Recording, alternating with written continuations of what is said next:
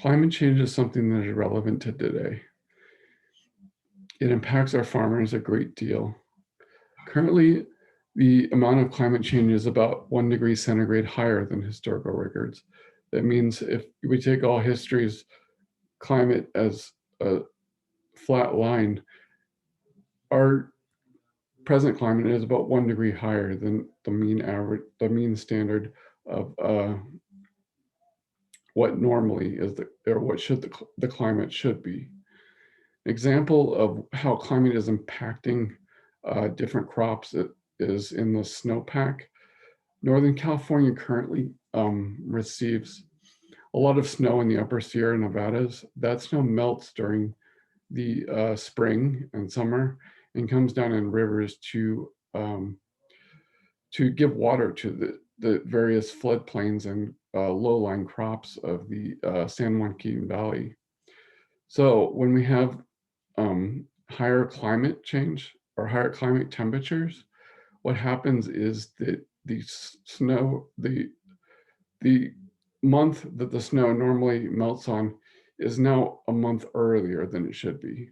Therefore, what used to when water used to come down from the mountains in, let's say, March, now it's coming down in February. This creates problems with flooding, inundating fields with too much water.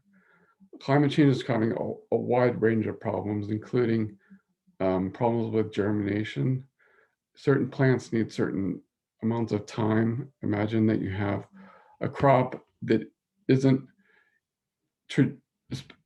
specifically tailored for this climate, but this climate is getting warmer and warmer, and that the cold time that some of these crops require is not being met. It's too warm, and thus it affects the germination of certain plants, and the crop of these plants starts to diminish.